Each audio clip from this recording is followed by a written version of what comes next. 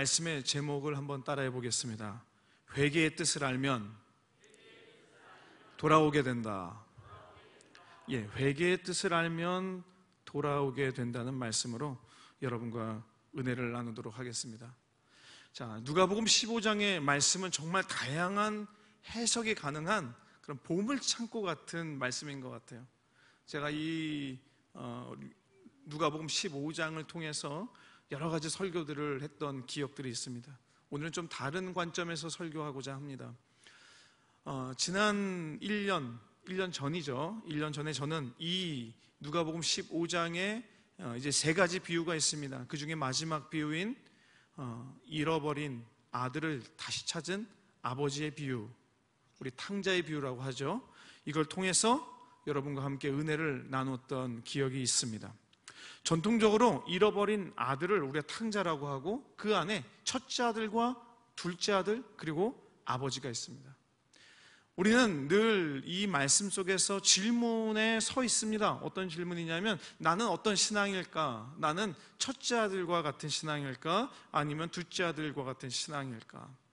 첫째 아들처럼 교회에는 있지만 앞에 나서지 않는 사람, 주어진 일은 잘하지만 특별히 드러내지 않고 묵묵히하는 신앙인, 그리고 또 둘째 아들처럼 세상에 많은 것들이 좋고 좋은 친구들도 있고 교회보다도 세상을 더 사랑하여서 저 밖에 나갔다가 가서 봤더니 정말 어려움 당하고 힘든 고생을 다 한 다음에 돌아와서 교회에 오니까 정말 좋구나 하는 이 둘째 아들의 그 믿음과 같은 신앙, 이 두 가지를 우리가 전통적으로 알고 있습니다.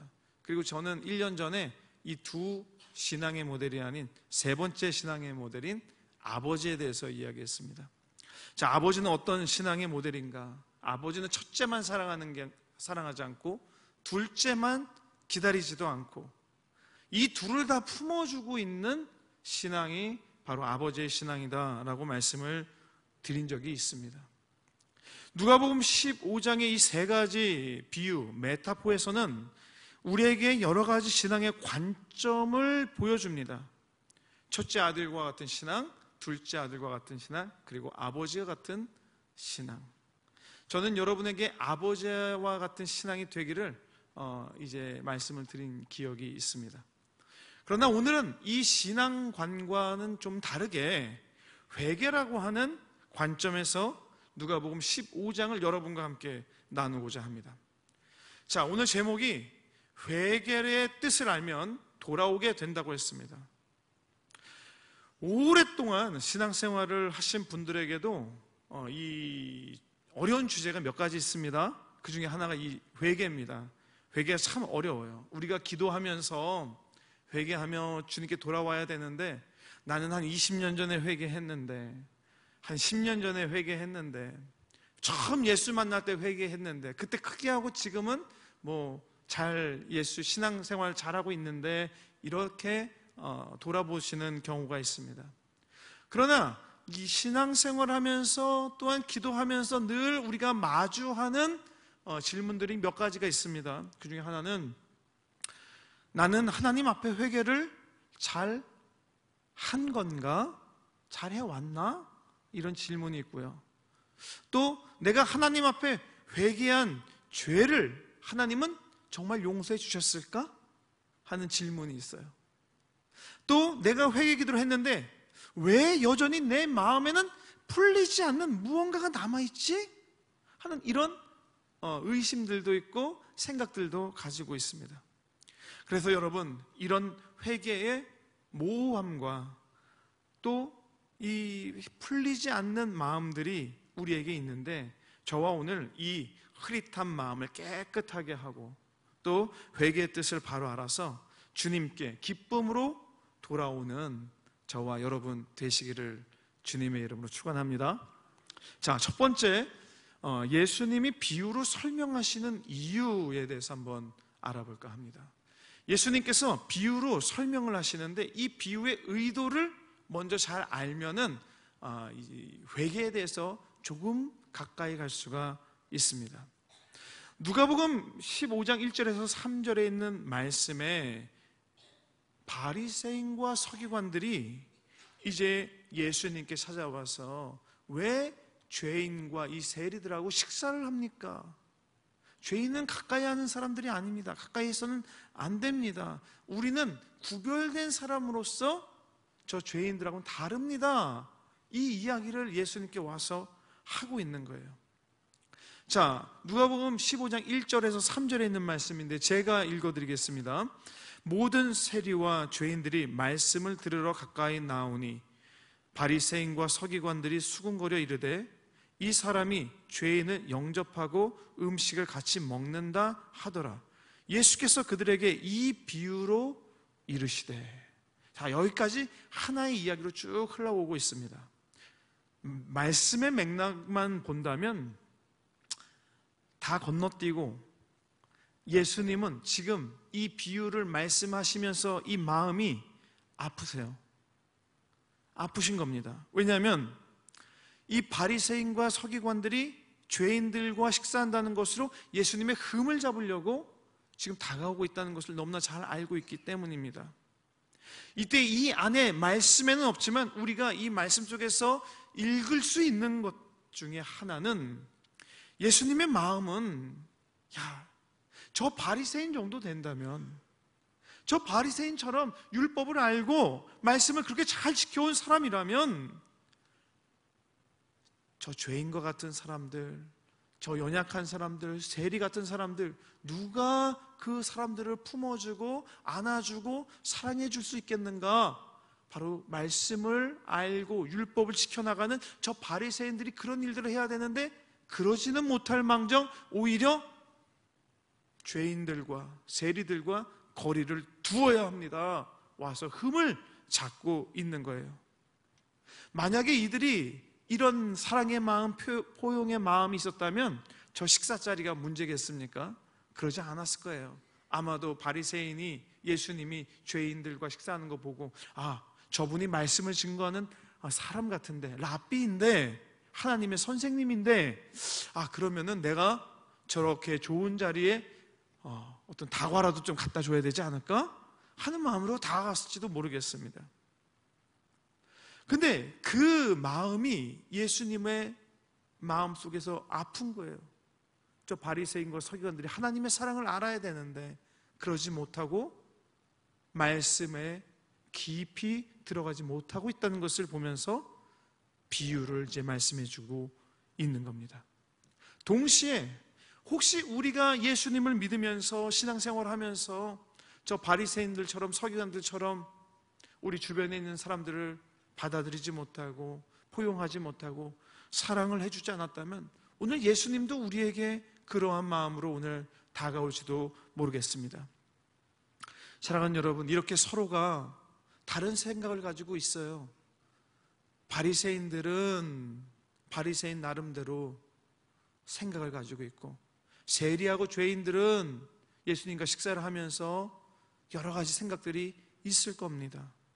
그런데 예수님은 이런 여러 가지 생각들이 좀 중요한 게 아니라 그래도 이 안에 들어와서 함께하고 있다는 게 얼마나 좋고 기쁘고 또한 감사한지 모릅니다. 그래서 비유를 이야기해 주시는데 여기서 세 가지 비유가 나옵니다. 첫 번째, 잃은 양을 찾는 목자의 비유. 두 번째, 잃어버린 드라크마를 찾은 그 여인, 주인의 비유가 있고요. 세 번째, 잃어버린 아들을 도로 찾은 아버지의 비유가 있습니다. 그런데 여기에 공통점이 한 가지 있습니다. 이 비유들을 살짝 들여다보면은 목자는요, 잃어버린 양 한 마리든 남겨놓은 90마리든 모두 목자는 사랑하고 목자가 다 품고 있다는 거예요. 그리고 드라크마도 마찬가지입니다. 또 아버지로서 큰아들, 작은아들 가릴 것 없이 다 사랑하고 있죠. 예수님께서는 이 안에서 이 이야기를 해주시면서 바라는 것이 있다면 바로 이 사랑을 깨닫고 목자가 저 양들을 사랑하는 것들, 드라크마의 주인이 잃어버린 한 드라크마까지 찾아가지고 손에 들어왔을 때 그 기뻐하는 그 마음과 또 아버지의 품으로 들어왔던 두 아들을 이 둘째 아들을 품었던 아버지의 마음까지도 우리 모든 신앙인들이 알고 돌아오기를 간절히 바라신다는 겁니다. 그렇기 때문에 예수님께서는 비유를 설명하십니다. 서로 사랑하자고 얘기하시는 거죠. 사랑하자고. 부족한 것들은 채워주고, 또 너희들 모두는 나의 양들이고, 또 바리새인이나 서기관이나 죄인이나 쇠리나 모두 모난 부분들은 있지만 예수님이 사랑 안에 함께 기뻐하고 얼싸안는 삶을 같이 살자고 이렇게 이야기해 주고 있습니다. 자, 그런데 이렇게 같이 살자고 하는 데까지는 우리가 이해를 할 수가 있습니다. 이렇게 예수님의 사랑 안에 함께 기뻐하기 위해서 우리가 해야 할 일들이 있다는 것을 저는 오늘 여러분과 함께 나누려고 하는 겁니다. 그것이 바로 회개입니다. 회개는 우리가 주님 안에 들어가도록, 또 주님이 우리 안에 들어오실 수 있도록 돕는 하나의 장치와도 같아요. 돕는 도구와도 같습니다. 그렇다면 이 회개는 무엇일까? 두 번째, 우리가 회개의 뜻을 분명히 알 필요가 있습니다. 회개를 이야기하면요, 저도 사실은 이 회개가 참 부담스러웠습니다. 지금까지는. 실상은 우리가 알고 있는 회개라는 것은 죄가 있잖아요. 죄를 고백해야 돼요. 그리고 예수님의 보혈로 씻어서 거룩과 성결로 거듭나는 삶을 살아갈 것을 결단하며 하나님께 나아가는 것, 이게 회개로 나아가는 길이죠.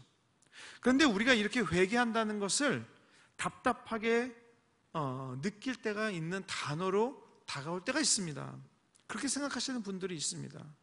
어떤 분들은 성당에서 신부님이 고해성사하듯이 내가 잘못한 것, 내가 하나님이 죄라고 하는 것, 이거 하나님 앞에 다 말하면 된다, 다 이야기하면 된다, 고백하면 된다, 그 정도로 이제 생각을 하고 있다는 겁니다.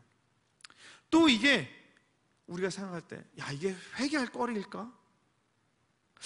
아니면 이게 괜찮은 건지, 또 구분이 잘 안 되어지는 것들이 있어서 어렵다고 생각하는 것이 바로 회개입니다.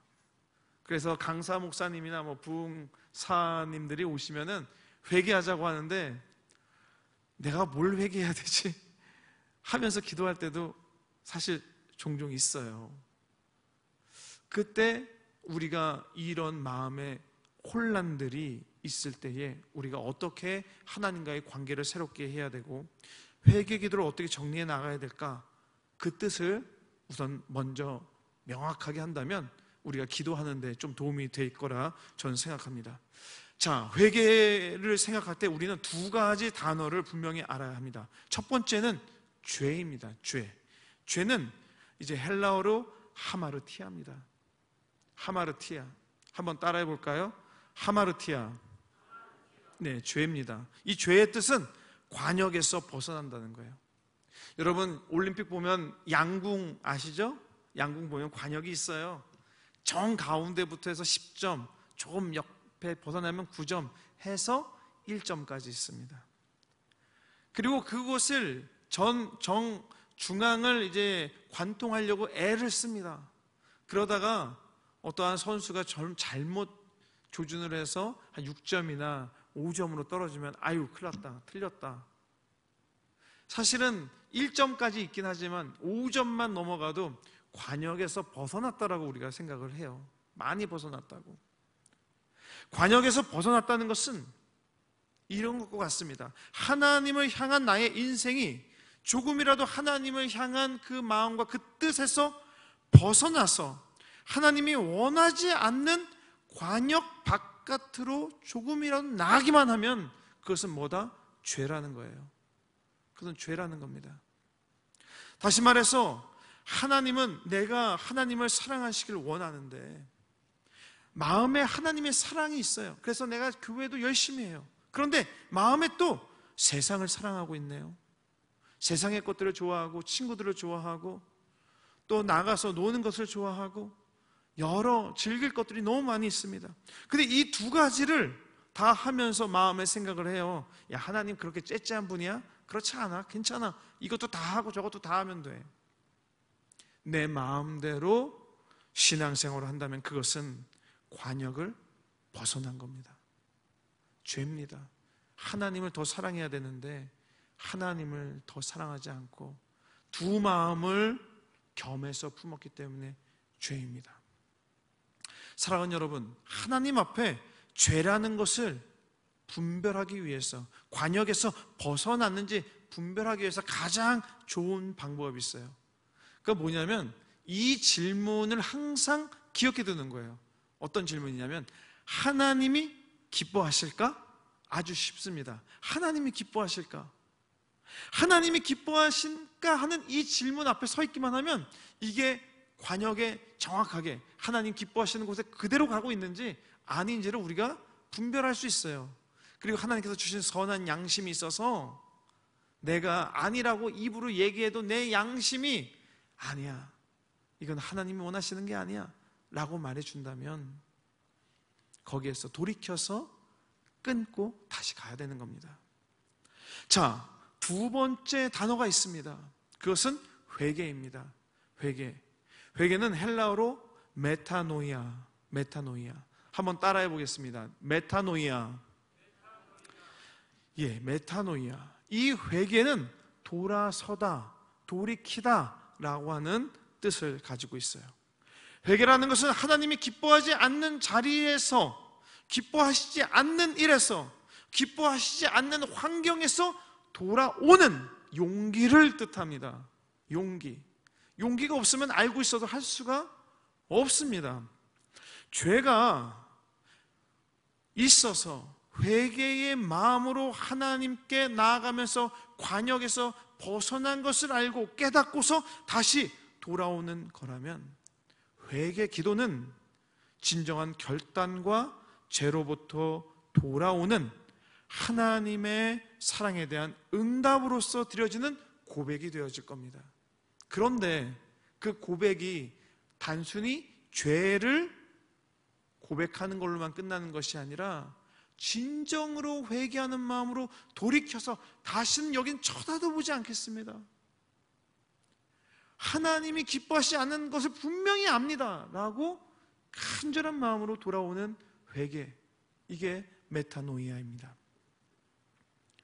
어쩔 때 우리가 이런 기도를 합니다. 양치기 소년과 같이 마음에 없는 말과 거짓을 반복하면서 진정성 없는 외침을 자주 할 때가 있습니다. 그럴 때 어떻게 됩니까? 사람들이 그 진정성 없는 외침을 보고서 저 또 거짓말 하는구나, 또 마음에 없는 소리 하는구나, 가서 도와주려고 해도 진정 돌이키지 않았기 때문에 하나님 앞에 회개하는 마음이 아니기 때문에 가서 도와주지 않는다는 겁니다. 우리가 진정으로 회개하지 않으면 하나님께서는 우리의 기도에 응답을 안 해주시는 것과 같다는 겁니다. 그렇다면 세 번째로 하나님은 진정으로 돌아오신다는 것을 보실 텐데 우리는 어떻게 하면 진정으로 돌아올 수 있을까?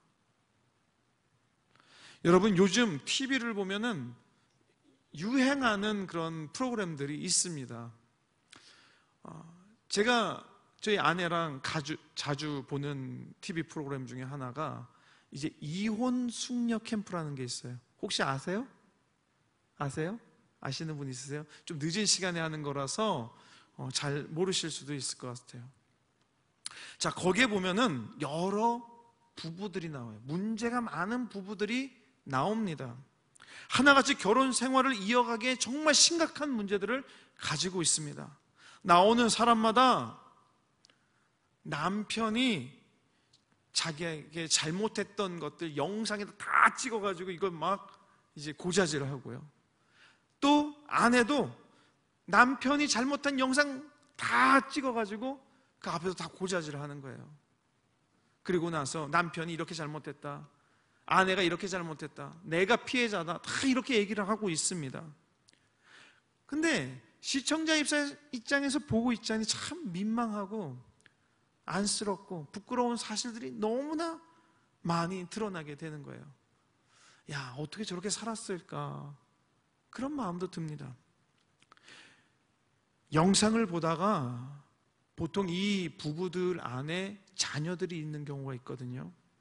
특별히 아이를 양육하는 부분이 나올 때 참 많은 부부들이 부모로서 하지 말아야 되는 것들이 영상에 담겨져요.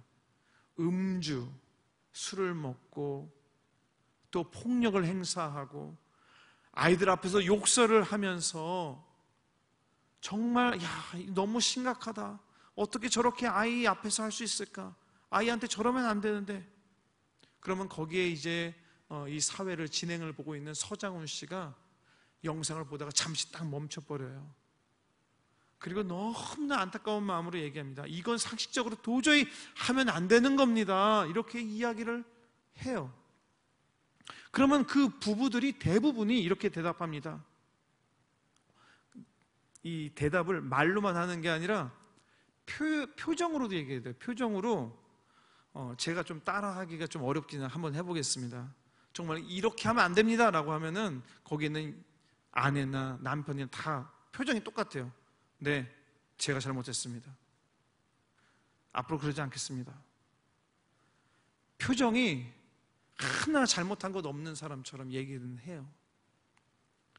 그러면 이 진행을 하고 있는 서장훈 씨가 더 이상 대답을 하지 않고 다시 트세요 라고 해서 영상을 계속 이어서 봅니다. 왜 그렇게 하냐면 여기서 더 타이르고 싶고 조언을 해주고 싶지만 지금 표정과 대답의 태도는 들으려고 하는 사람의 태도가 아니고 정말 진정으로 우리 아이한테 이렇게 하면 안 되겠다라고 하는 그런 태도가 아니었던 겁니다. 그리고 그 부부는 지금의 부끄러움과 민망함을 빨리 벗어나고 싶으니까 아무런 변화 없이 그냥 잘못했다고 다시는 그렇지 않겠다고 이야기하고 넘어갑니다. 자, 그러다가 나중에 상담가를 만나고요. 거기에서 여러 이야기들을 듣게 됩니다.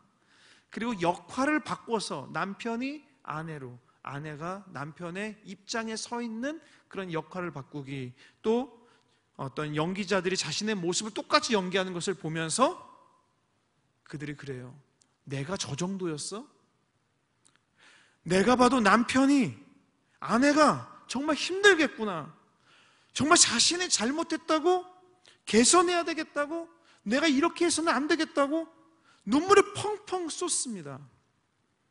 누가 말하지 않아도 자신의 잘못을 쏟아냅니다. 연신 잘못했다고 하고 다시는 그러지 않겠다고 하고 다짐을 더하고 누가 시키지 않아도 정말 진심으로 이야기하는 것을 보면 이 스크린 너머로 시청자가 봐도 이제는 정말 진심으로 잘못했다고 생각하고 있구나라는 것을 느낄 때가 있어요. 이게 바로 진짜 돌아오는 거죠. 진짜 돌아오는 것. 근데 그때 누가 기뻐합니까? 그렇게 돌아오는 것을 보고 누가 기뻐하냐?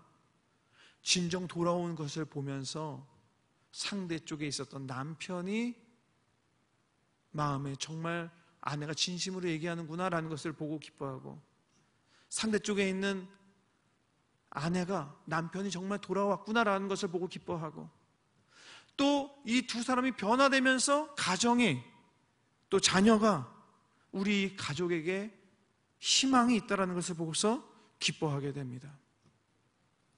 여러분, 회개, 메타노이아, 돌이킨다는 것은 이런 겁니다. 진정으로 돌아올 때 그때 누가 기뻐하시느냐? 하나님이 여러분이 돌아오시는 거 보고 기뻐하시는 것. 거기까지가 회개예요. 거기까지가. 내가 회개라고 하는 것을 죄를 고백하고 이야기하고 주님의 보혈로 씻어주십시오, 거기에서 끝나는 것이 아니라 그 모습을 보고 기뻐하시는 하나님을, 기뻐하시는 나의 인생을, 기뻐하는 내 주변을 보고서 우리가 하나님께 정말 돌아왔구나 라는 것을 알게 되는 것, 이것이 바로 회개라는 겁니다. 누가복음 15장에 있는 이 세 가지 비유에서 동일한 표현이 나옵니다. 한번 찾아보면서 여러분과 은혜를 나누길 원합니다. 잃은 양을 찾은 목자의 비유에서 누가복음 15장 7절에 있는 말씀입니다. 함께 합독합니다. 내가 너희에게 이르노니 이와 같이 죄인 한 사람이 회개하면 하늘에서는 회개할 것 없는 의인 99으로 말미암아 기뻐하는 것보다 더하리라. 돌아오는 것을 보고 어떻게 해요? 기뻐한다는 거예요. 어떤 것 때문에? 회개 때문에 돌아오는 것을 보고서 기뻐한다고 합니다. 또 잃어버린 드라크마 비유에서 15장 10절에 있는 말씀입니다. 함께 합독합니다. 내가 너희에게 이르노니 이와 같이 죄인 한 사람이 회개하면 하나님의 사자들 앞에 기쁨이 되느니라.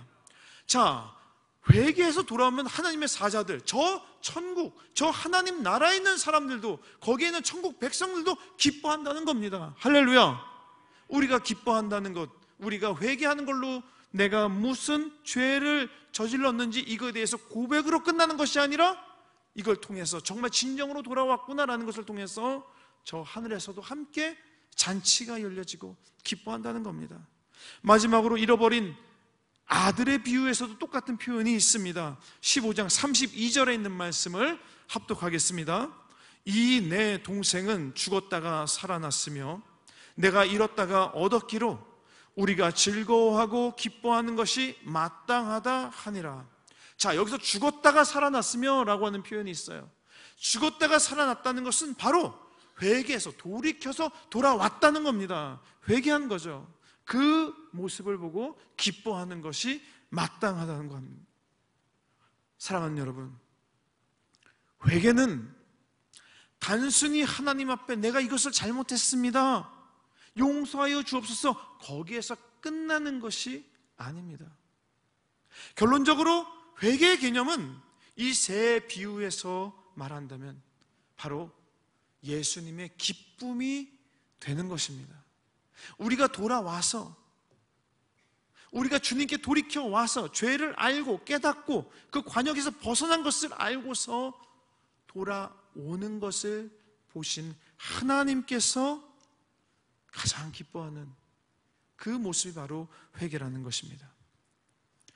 그 진정한 돌이킴을 보신 우리 하늘 아버지께서 그토록 기다리던 돌아옴을 보며 기뻐하여 저 하늘나라에서 잔치를 여실 때까지 이 회개의 뜻은 확장되어지고 더 넓혀져 나가게 되는 겁니다. 제가 토요일마다 저에게 사역을 맡겨주신 게 이 토요 도고 기도회입니다. 도고 기도회를 인도하면서 우리 회원들이 모여가지고 한 10분에서 15분이 늘 항상 모이시는데 이분들의 기도 제목을 한번 다 모아봤어요. 그리고 그 기도 제목을 딱 하나씩만 적어달라고 했어요. 그래서 종이 한 장에 다 집어넣을 수 있도록. 근데 그 안에 보면은 여러 기도 제목들이 있는데 유독 눈에 들어오는 것이 있는데 그 중에 하나가 자녀들, 손주들, 온 가족이 예수 믿게 해달라는 기도 제목입니다. 이 기도 제목처럼 자녀들이, 손주들이, 온 가족이 예수님을 믿을 때, 교회로 돌아올 때 누가 가장 기뻐할까요? 누가? 하나님이 기뻐하시겠지만 이 기도 제목을 쓴 사람이 가장 기뻐할 것 같지 않습니까? 나의 가족이 돌아오고 내 손주가 돌아오고 내 자녀가 주님께 돌아오는 것. 그렇지, 내 딸이, 내 아들이, 내 손주들이 드디어 교회로, 하나님께로 돌아왔구나 할 때 가장 기뻐하는 것은 이 기도를 적어서 올려드린 나 자신이라는 겁니다. 마지막으로 이 회개에서 기뻐하는 것은 누구냐? 나예요. 내가 가장 기뻐하는 거예요. 하나님께 돌아왔기 때문에. 그리고 우리 자녀들이, 또 우리 가족들이 돌아올 때 그 돌아오는 것을, 진정으로 돌아오는 것을 봤을 때 우리가 기뻐할 수 있고 하나님이 기뻐할 수 있다는 것입니다. 누가복음에서 잃어버린 양을 찾은 목자가 양이 돌아올 때 가장 기뻐했던 것, 또 잃어버린 드라크마를 찾았던 그 주인이 가장 기뻐했던 것, 그리고 잃어버린 아들, 잃었던 아들이 다시 돌아와서 가장 기뻐했던 사람은 바로 날마다 돌아오기를 기다리던 우리 아버지 하나님이십니다. 사랑하는 여러분, 회개 기도에 정말 주님께 돌이켜서 돌아오는 이 회개 기도를 어려워하지 마시고, 이 뜻이 단순히 나의 죄를 고백하는 것이 아니라 내 마음이 주님께 돌아와서 하나님이 기뻐하신다는 것까지 기억해 주시기를 부탁드립니다.